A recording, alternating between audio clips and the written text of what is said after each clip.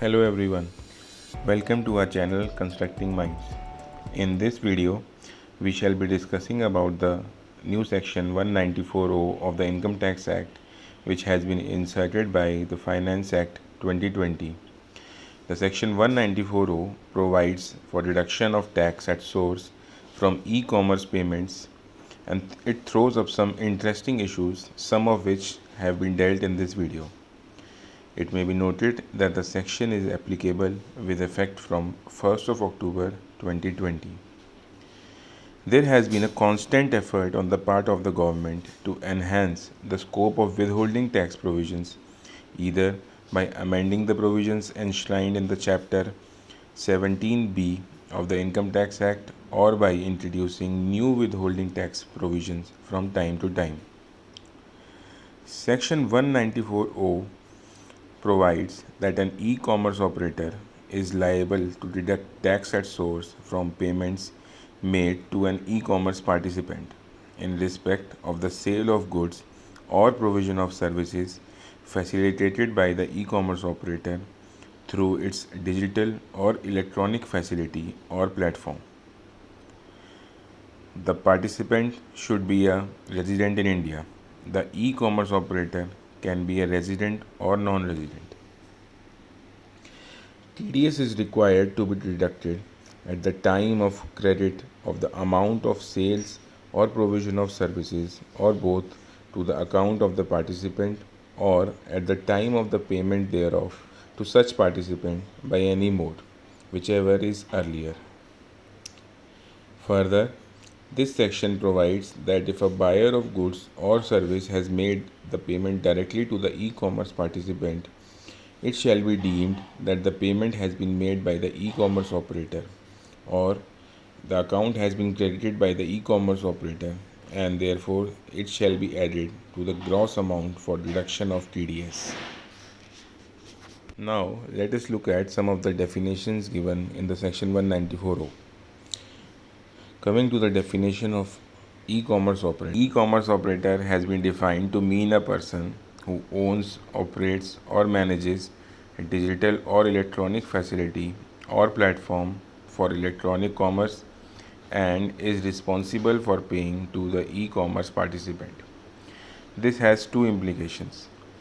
The mere use of digital or electronic facility or platform where such facility or platform is owned, managed and operated by others is not enough for a person to be falling within the definition of the e-commerce operator.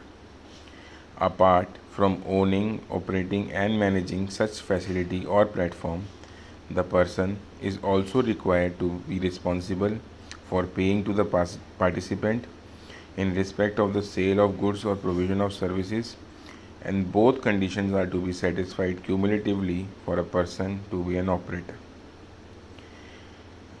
Coming to the definition of e-commerce participant.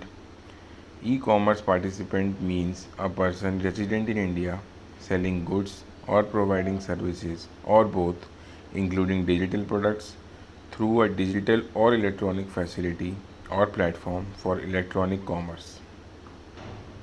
The term electronic commerce means the supply of goods or services or both, including digital products over a digital or electronic network. Coming to the rate of deduction mentioned in this section, the TDS is to be deducted at 1% on the gross amount of sales or service or both. Section 206AA has been amended to provide that in case where tax is liable to be deducted under Section 194O and the participant does not furnish his PAN or Aadhaar, the increased rate for deduction of tax is limited to 5% in place of 20%. Now, there are some ambiguities which can be noted under this section, which have been discussed further in this video. The definition of e-commerce includes supply of goods or services or both, including digital products. However, in subsection 1, it is mentioned that an e-commerce operator is liable to deduct tax at source from payments made to an e-commerce participant in respect of sale of goods or provision of services There is no mention of digital goods in subsection 1. However, the digital products may be included in the scope of goods itself. Coming on to the another point, CBDT has clarified that if GST on services component has been indicated separately in the invoice, then no tax would be deducted at source under Chapter 17B of the Act on such GST component via Circular Number 23/2017 dated the 19th of July 2017. The amount liable for TDS under Section 194(o) includes the gross amount for sale of goods as well as provision of services, while the circular dealt only with services. A clarification from the CBDT to extend the benefit contained in this circular to goods as well would be highly appreciable.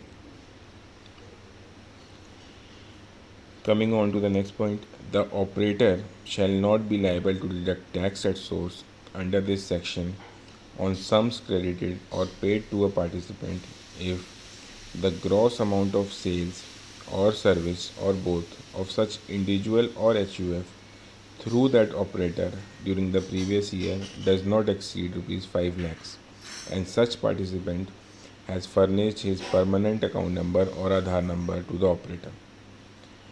This is going to be very tough for the e-commerce operator for deduction of TDS in case of individual or HUF, because a person being individual can sell his goods on multiple platforms and can ask for no deduction of TDS till that time total amount exceeds the threshold limit of rupees 5 lakhs, because burden of deduction of TDS is on the e-commerce operator.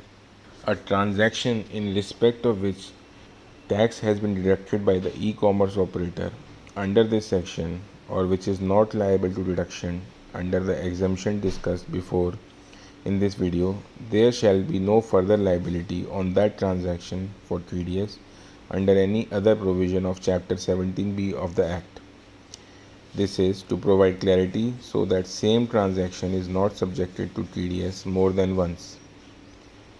The term services has not been defined but only includes fee for technical services and fee for professional services, which is given in the explanation to Section 194J.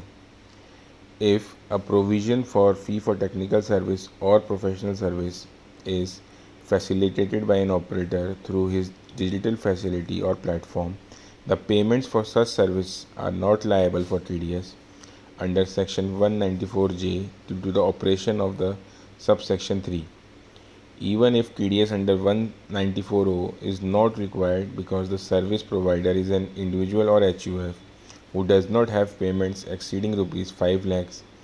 The payer for such service need not deduct tax under Section 194J even if the payments exceed the threshold given in that section. It has been further clarified that this exemption will not apply to any amount received or receivable by an e-commerce operator for hosting advertisements or providing any other services which are not in connection with the sale of goods or service referred to in subsection 1 of this section. It may be noted that this is merely a clarificatory provision. Now coming on to some other miscellaneous points related to this section. The participant can apply for a reduction of tax at a lower rate under Section 197 of the Income Tax Act. The meaning of the person responsible for paying the tax contained in Section 204 has been expanded to now include, in case of a person not resident in India, the person himself or any other person authorized by such person or the agent of such person in India, including any person treated as an agent under Section 163.